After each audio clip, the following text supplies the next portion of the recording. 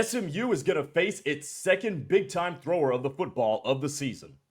The way TCU can win this game is the same way the Frogs can lose it.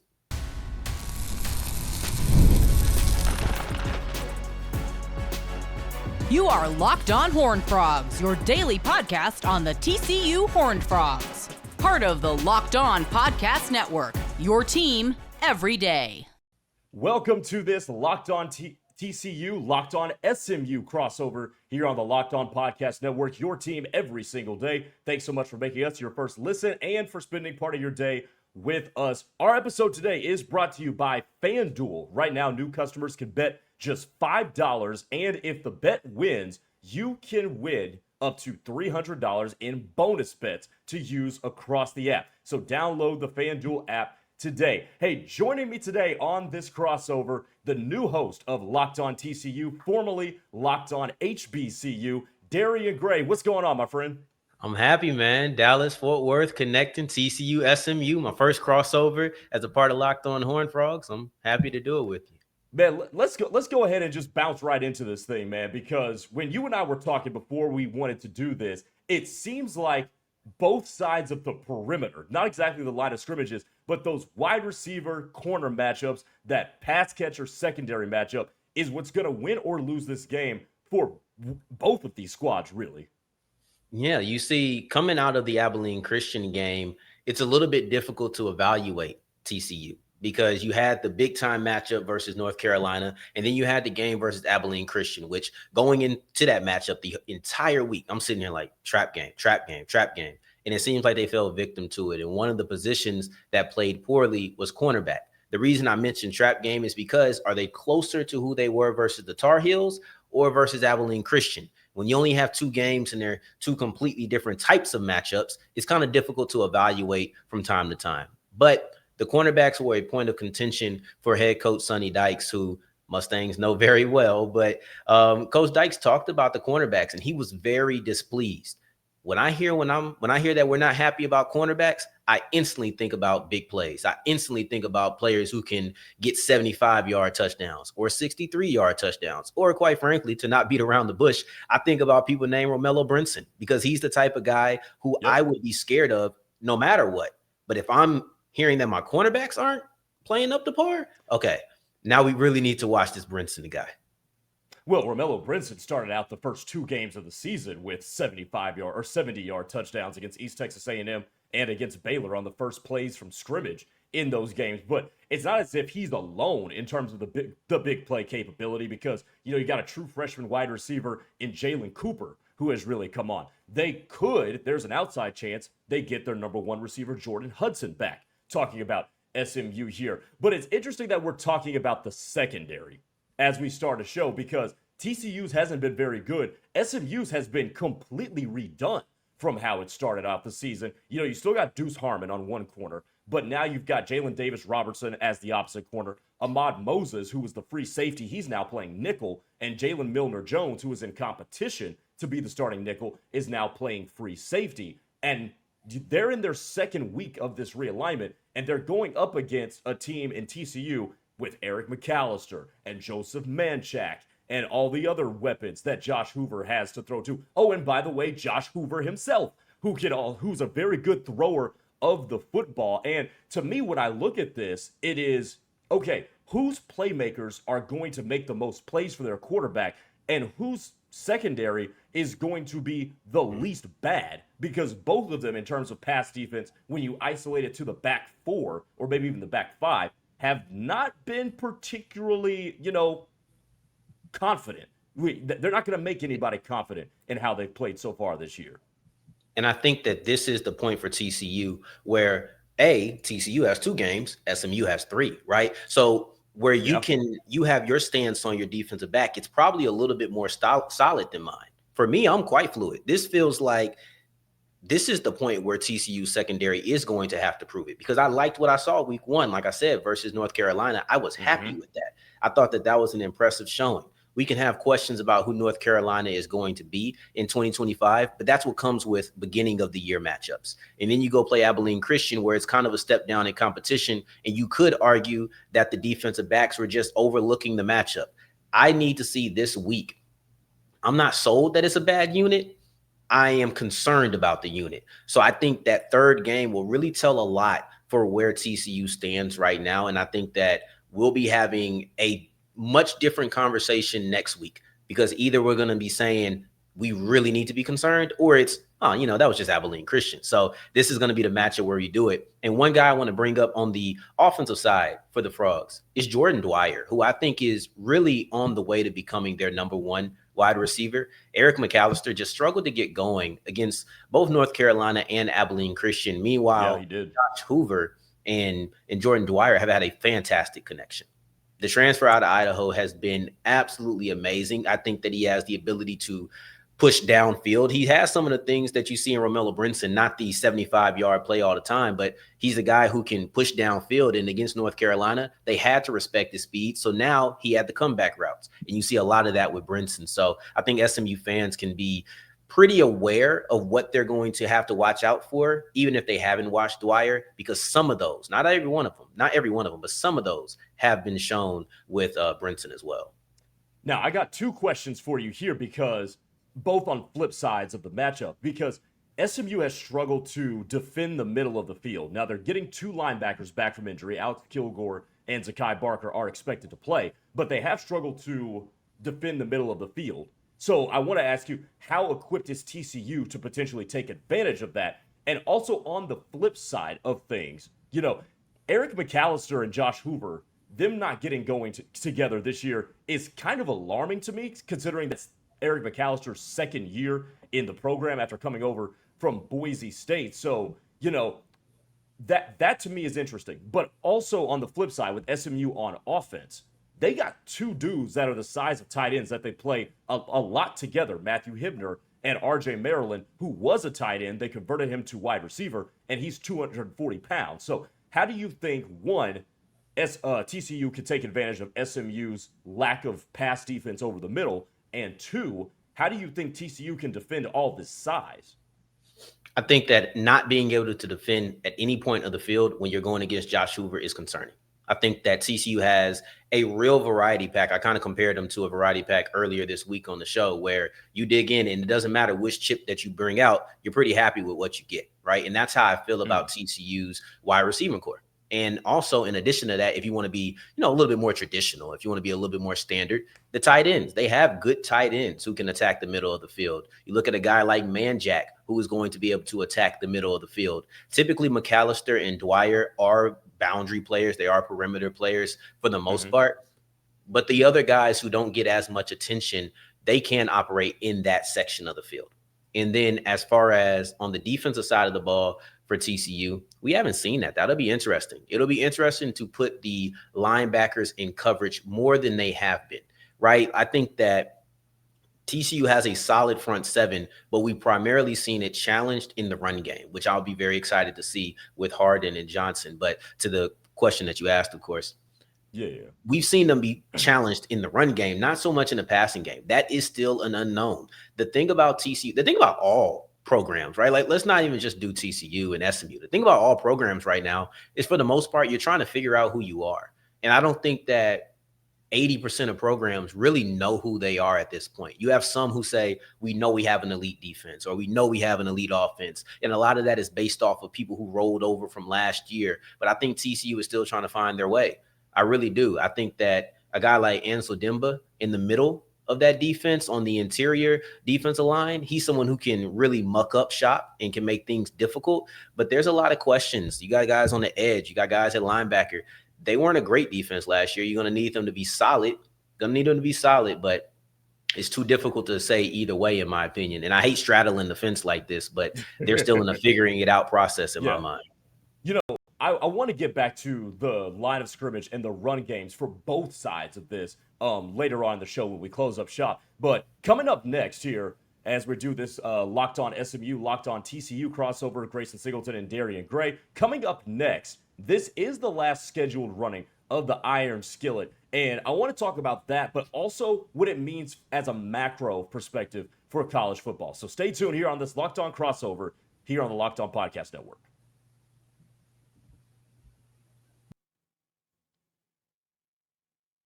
It's almost the weekend. Time to look back and crown this week's MVP on Who Delivered, powered by DoorDash. Just like you can win every Saturday with DoorDash streaks, saving more time you order, these players delivered when it matters the most. Let's go ahead and break it down. For SMU, man, I just love how much Jalen Cooper has stepped up and with his play with the absence of Jordan Hudson, with the long touchdowns, the route running, and the connection that he's built with Kevin Jennings. And when the pressure has been on for him to step up because of injury, he has come through. And if you've been watching week after week, this performance is starting to become a trend, not a fluke. And just like Jalen Cooper has delivered for SMU, DoorDash delivers your Saturdays. With DoorDash streaks, you could save every Saturday you order. Stack it up all season, and you could save up to $250, including $100 in DoorDash credits. Order this Saturday. Keep the streak alive and fuel your game day only with DoorDash. Terms apply, and the promo period runs through November the 18th. The NFL season is here, and FanDuel is making sure you're ready for kickoff with a can't-miss offer.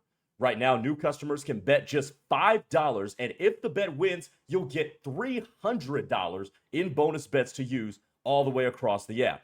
I love using FanDuel because it fits however I want to bet. Y'all know me by now. I love parlaying those player props together, but you can also build same-game parlays or even jump in as the action is unfolding with live bets. So are you ready to play? Download the FanDuel app now by visiting FanDuel.com to get started. That's FanDuel.com to get started and place your first $5 bet. All right, back here on this Locked On crossover, Grayson Singleton, Locked On SMU, Darrion Gray, Locked On TCU, the new host formerly of Locked On HBCU. Okay, so Darrion, I want to get into this because this Saturday is going to be the last scheduled running of the Iron Skillet. And this is just another symptom in this rearrangement of college football. And there's a lot of good that has come out of this. Like, obviously, we need to pay players. The conferences are a little bit wonky now as a result of some things, media rights and whatnot. But the rivalries cannot be allowed to just keep disappearing. And, you know, Oklahoma and Oklahoma State, Bedlam, no longer played. That hits a sore spot for me as an Oklahoma State alum. USC and Notre Dame, it starts to seem like that could fizzle out. So, and now the Iron Skillet, I think, is one of the ones that is now endangered and probably could be dead for a while. And to me, this is so backwards in the way we're going about this because college football and the way the College Football Playoff Committee has said that it is going to evaluate teams' resumes should allow for you to do that. Because when you play big-time opponents or when you play more quality opponents, if you beat them, you're held in a higher regard than if you beat somebody that is of lesser quality. If you lose to them, you're not penalized as much. And that's the new way that the College Football Playoff Committee has said that they are going to evaluate a lot of these at-large teams. So with that in mind, that should allow you and make you more excited to play these games, not make you feel like, oh, I'm risking our national championship hopes on this one game. So to me, the fact that we're not playing this, and I'm not doing this in the vein of calling out either school. I'm not trying to do that. I'm just talking about this as a perspective as a college football fan here. Right. You know, like you should be playing these games because now you have the room for the margin for error to be able to lose a game like this and still be okay. Yeah, and you know what? That's what's interesting about this is you are completely right. And I want to attack this from a kind of a macro and a micro as well, right? Because when it comes to this game specifically, one of the reasons that TCU wanted to cancel it, because let's be real, TCU is the one who wanted to go ahead and give this thing the axe, is that SMU was a G5 program. When they decided to stop doing this, they weren't in the ACC yet. Now, I don't know when you can pull the plug or say, psych, we're going to take that back. Let's go ahead and keep this game going. I don't know at what point you could do it, but the decision was made while SMU was a G5 team. And with that in mind, you take away the fandom, you take away the emotion, you simply go with the logic. Saying we want to take away a yearly G5 game makes a lot of sense. So I can understand it from that standpoint. But now that they're at ACC school, I do think that this comes back eventually. It's just a matter of when. It doesn't seem like Coach Dykes really has any interest in doing it. Doesn't seem like he really is keen on playing this game. And one of the things I had read, like, look, this is my first Iron Skillet. I've said this before. This is my first Iron Skillet. I'm trying to get into it, but it's leaving next week, or at least, well, technically next week, but it leaves next year. It's not. It's hard to get into it. It's hard to dive into it and get emotionally invested. But I think that this is something that has to go out with a bang, because you're completely right. It would be smart to continue to do it. It'd be easy and it'd be consistent. You want to make sure you do it every year. But there's also the emotional side of it. And I think that college football is unique in the way that there's so much hatred on a weekly basis. Amen. I get to play this team. I get to play this team. I get to play this team, right? Like, that's not the case in the NFL as much, right? Like, you get one, maybe two really hated opponents. So you get a maximum of 4 weeks of hate if you're talking about divisional players or divisional foes that you play twice a year. In college football, you can hate SMU, you can hate Baylor, you can hate Tech, you can hate Texas, you can hate as many. You can have 5 games where it's like, yeah, we can't stand that. You know, I told myself I wouldn't wear any blue or red this week. That's just what I decided to do, because you know what? It's SMU hate week. It's Iron Skillet week. That's what makes college football special. And the fact that so many teams have been stripping this from us, stripping the Oklahoma versus Oklahoma State. We recently just had, I think, West Virginia and Pitt. They just played again. So, like, you know, I think in the last couple of years, they started to renew that rivalry in the backyard. So to me, these things are paused, not ended. You're going to see them come back, but it's just a matter of when does it happen. And at the end of the day, these schools are so intertwined, both geographically and also emotionally, that the hatred and that animosity is going to live on for generations. And I don't just mean like, you know, mom to daughter to son to father. Like, I don't mean that, but like just literally classes of 16, 20, 24, 28. Like, that's going to be passed on with different classes. So I think once it does come back, you'll still see it. It'll still be prevalent, but I don't think you see it for a good 5 to 10 years, to be honest. Yeah. And what you're talking about, you know, you brought this up with TCU and SMU, and Bedlam also falls into this category too. They are right down the street from each other. Like, economically, it makes the most sense to keep these going. But what you just alluded to was what makes college football different than the NFL, and that is tribalism. And tribalism is the essence of this sport's intrigue. If we're going to be real, it's tribalism. So the fact that you're undercutting what makes your sport different from professional sports, to me, is kind of counterintuitive, in my opinion. But you go back to when TCU decided to give this thing the axe because SMU was still a G5 program at that point. Remember this, a lot of times teams schedule their non-conferences 5 to 10 years in advance, which I think is, you know, not good either, because the world changes so much in 5 to 10 years. So I think you have to allow yourself the room to be able to do that. I'll bet you now TCU can look at this and be like, yeah, I mean, this could have been an opportunity as a resume enhancer because SMU is now in the ACC. But I do think, though, that a game like this has the room to come back, especially because all of the conferences are now moving toward 9-game conference schedules. The SEC is going to do it here in the next couple of years, too. So I do think that if you're going to add a 9-game conference schedule, I think a lot of people are coming around, at least us in the media, are coming around to every Power 5 team or Power 4 team needs to play 10 Power 4 games. That just needs to be the case. I think the room to bring back these rivalries is reappearing, but the fact that they're going away and the fact that we've allowed them to go away, to me, doesn't sit right. Let me jump in here. Let me jump in and say this. No, go ahead. In a few years, it might not have to schedule it, because you might see SMU in the Big 12, right? Let me throw this out there. I know, right? I'm about to get crazy. We've broached this topic before. Oh, okay, cool. So one of the things that TCU said is, because, you know, people are saying, well, they're in the ACC now. Well, who knows how long they're going to be in the ACC? North Carolina might leave. Clemson might leave. And I think it was one of them might leave.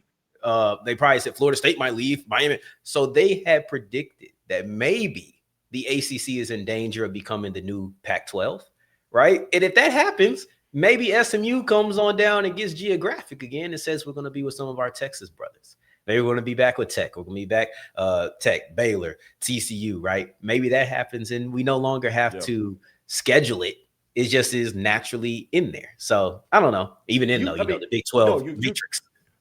Yeah, no, you could be right. And look, Texas is never going to go back to the Big 12 from the SEC. But I mean, now you've got Houston, you've got TCU, you've got Baylor, you got Tech, and SMU could eventually find its way over, to the Big 12. I mean, that is a thought that is out there. Not a prevailing thought, but it is something that is out there. So, we could see a whole Texas gamut here real soon. The ACC, I don't know if the ACC will ever become the Pac-12 because the ACC has its own media rights deals. That ultimately would serve to the death of the Pac-12 was that they couldn't get a media rights deal signed. So, that'll all be interesting. But, it is the last scheduled running of the Iron Skillet, and I do think it's a shame that some of these rivalries are coming to an end, especially because tribalism is such a key component to college football. But coming up next, Darrion and I will be right back. We're going to give our game picks and also talk about another factor that could sway this game in either team's direction on the other side. Keep it here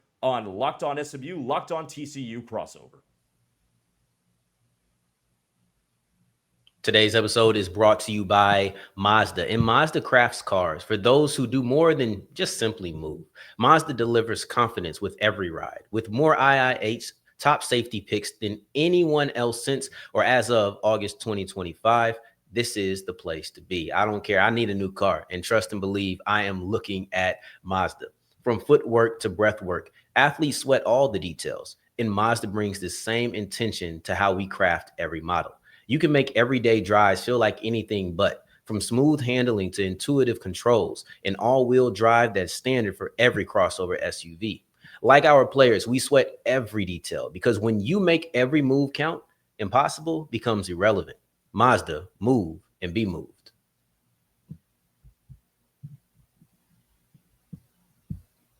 All right, we're going to wrap this thing up here talking about, before we get to the game picks, you mentioned the line of scrimmage and the running game for both of these teams. And I want to talk about that here for a second because SMU's defensive front has been pretty good, especially against the run, and they can put pressure on the quarterback. Now, I found this. Kevorian Barnes, the number one running back for TCU, he is doubtful, or he's questionable, with a lower leg injury as of Tuesday. Do you have an even more current update on Not Tuesday. Him? Tuesday is the best update that we have, and the next update will be on Thursday. So This will come out on Thursday. You'll hear this on Thursday, and later on today, you will get the update that you've been looking for. To me, it's the most important thing.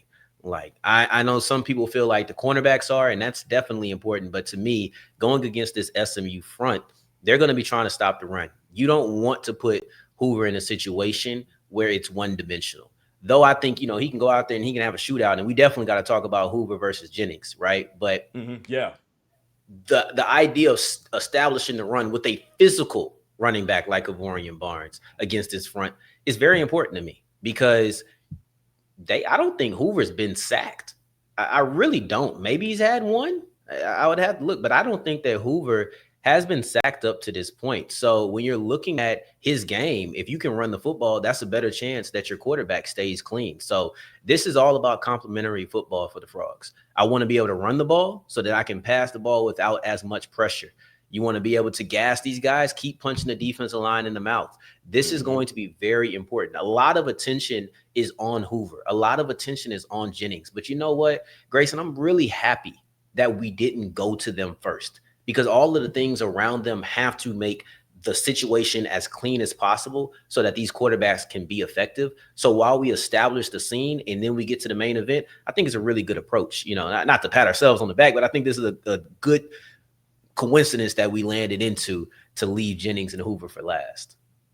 Yeah, I think so too. And I will ask you this, because TJ Harden is running the ball for over 5 yards a carry. Chris Johnson Jr. approaching the same. SMU's running game has been excellent this year. How confident are you that TCU can stop that SMU running attack? Not that confident. I'll be honest with you. Not really. I thought they struggled against Abilene Christian. I like Ansel Demba. TCU is so frustrating. TCU is so frustrating right now because North Carolina the game against North Carolina looked really good. It looked really good. And then you follow up with Abilene Christian and you have question marks. Matter of fact, I think that you could probably relate because I was listening to one of the recent shows that you had, and you were talking about how the beginning of the game versus Baylor versus the end, right? And it's like, what do you value, right? Because to me, I'm sitting here, you let Baylor walk you down. And that's what's going in my head. I'm like, okay, you're susceptible. But then you may think, well, look at how we played the first 3 quarters, 3.5. We just have to finish. But nah, now it's questions of who are you really? And while your questions come from 3.5 quarters versus the last 7.5 minutes, the questions for TCU that make that same conclusion is game 1 versus game 2. So that's that's kind of the difficult part of doing the evaluation. But I do think that the interior defensive line is something that I have praised, but it specifically comes down to Ansel Demba in the middle. Big 92. Let me make sure it's not 97, but I think it's 92. Yeah. And, you know, here was my thought on that Baylor game. And what eventually got SMU's defense, I think, was attrition more than anything. I think second, I think the defensive coordinator, Scott Simons, went ultra conservative and just allowed Baylor and Sawyer Robertson to walk them down. But I said before the Baylor game is that if you get into a fireworks show with these dudes, you are likely going to lose because SMU, I just don't think, is built to win track meets. And I think it's similar here. And you mentioned the fact that TCU, you're not confident in Frogs stopping the run. And I think that's why this leads me to SMU winning this game, is because if SMU can run the ball and make this a lower possession type of game, we've already seen them lose a track meet just because the defense got too tired from being out there too long. I think if this is a more ball control game, and I'm not saying this is going to be 21-14 or something like that, but if this is a more ball control game, that plays into SMU's hands. I want to get to the quarterbacks here before we get to making predictions and stuff. Kevin Jennings, to me, is an enigma because he is good on the deep ball. He is excellent on outbreaking routes and throwing the ball toward the boundary, but there are some easier throws that he misses on. Meanwhile, Josh Hoover is just a big dude with a big arm, but he doesn't have a whole heck of a lot of mobility, which means if SMU can get pressure on him, this could be a long day for him. Yeah, and I think that you're seeing a little bit more purposeful movement, and I think that purposeful movement for Hoover can really help with the pressure because, right, like you don't want him to have to try to run away from anybody. I think he moves decently, but you don't want him to have to be on the run all the time. He's not Jennings, right? Like that's not going to be something that he does as frequent. But when it comes to Hoover and moving him in the pocket, they've done a good job protecting him. They've done a good job protecting with personnel and schematics, which I think is important. You got to do both. You know, it's kind of like wide receivers. Yeah, you can line them up man to man and it's press. You want to have them just beat the guy in front of them, but also let's move them around and get them some favorable matchups. So you want to allow your players to be players, but you also want to help them excel. So, and I think they've done that with Josh Hoover. And when it comes to the quarterback play, I'm going to be honest.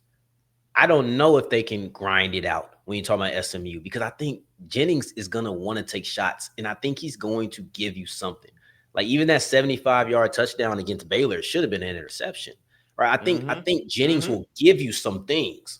You just got to take advantage of it, you know? So that I think that Jennings is going to try to go after it, and I think it's going to lead to some fast-paced drives, whether that's successful or failed for SMU. And I think it's going to put TCU back on the field a decent amount. Now, if they're able to just commit to the run and they're able to do that, grind it out, then okay, we have a different conversation. But, you know, I like to, when dealing in hypotheticals, I like to also say what I think is most likely. And what I think is most likely is that you're going to see SMU still try to be that explosive offense. And if we go in band for band, I think that TCU is going to be the team that pulls it out. And that's my prediction because I think they are going to try to be into a real shootout, a real fast-paced 100-meter dash type of game, and I think that favors TCU. If SMU is going to try to go bar for bar with TCU in terms of big play after big play after big play, and it's going to be quarterbacks and everybody's throwing for 350 plus, I think that does in fact favor TCU. But I do think SMU, if they want to, they will be able to run the ball because of the ability for them to be explosive. TCU is probably going to not be able to commit a whole lot of bodies to the box, which means a lot lighter of a workload for the offensive line. And the offensive line for SMU in terms of run blocking has been excellent this year. And with the way TJ Harden is unable to be tackled by one dude. I think if SMU wants to go that direction and uses the threat of being able to strike downfield to open up their running game, I think that bodes very well in their favor. But we are running out of time here. So, Darrion, go ahead. Give me the one key to the game that you think could turn this in favor of the team that you're going to win, that you think is going to win. I think it's all going to come down to that QB. Josh Hoover has to be better than Kevin Jennings. Point blank, period. That's what's necessary. If TCU is going to win, I think that needs to happen. So you think TCU is winning this one? I do think TCU, because I do think they're going to go explosive play for explosive play, and I think it favors TCU. And I think that because when you go through, I think they had 15 drives with the starting offense. I think it's been 12 scores and 10 touchdowns, something like that. This has been a high-profile offense. So I think that I'm going with TCU because I really do think that SMU is going to struggle to stop them. I think SMU is going to have to make some stops to win this game, and I think TCU is not going to allow that to happen. Garrett Riley's still calling plays over there, isn't he? No, it's Browse. It's Browse. That's right. That's right. Mm-hmm. Yeah, that's right. Haven't said that name in a while. No, but Kendall Browse, man, and he's got some. I like it too. I like some of the Kendall Browse is nice. I mean, before we found out what the other Browse, was covering up, I mean, we thought he was pretty all right too. Hey, now. Hey, look. I think the key. Hey, look, man. Hey. I don't know what Kendall had to do with that. I know Art had to do with that. No. I am not one to blame the son for the sins of the father. Okay, yeah. I'm just like, no. I'm gonna leave that one alone. That is not me. But no, I will say this. I think SMU, is going to try to adjust some things that they did from that Baylor game, and I think if push does come to shove, Scott Simons will be more aggressive with the way that he deploys his defense in the fourth quarter, and I do think the running game for SMU is going to allow them to be multidimensional and maybe turn this game into the flow that the Mustangs want to do. So I'm gonna go with SMU in this one. I'm gonna go with them along the lines of 27-21, and I think SMU gets back on track with a good win over TCU. But that'll do it for our Locked On crossover here. Myself, Grayson Singleton, Locked On SMU. That's Darrion Gray, the new host of Locked On Horned Frogs. Give us a follow. You've seen our Twitters down below the entire time. Gray_Singleton2 for myself. South exclusives for Darrion Gray. We will talk to you guys tomorrow. As we keep counting you down to our Saturday matchup on Saturday morning between SMU and TCU. Thanks for making us your first listen. For your second listen, hey, make sure that you don't forget to check out Fox or Fire TV, not Fox, Fire TV's college football kickoff in conjunction with Locked On. Drake Toll of Locked On Big 12 leads the conversation. He's joined by two-time AP Coach of the Year, Gary Patterson, former college star Jesse Holley, and Locked On's local experts. It's a college football preview only Locked On can do, and it is tonight on Fire TV. Catch it every Thursday on Fire TV. It's Locked On's college football kickoff. We'll talk to you tomorrow, everybody. Take it easy.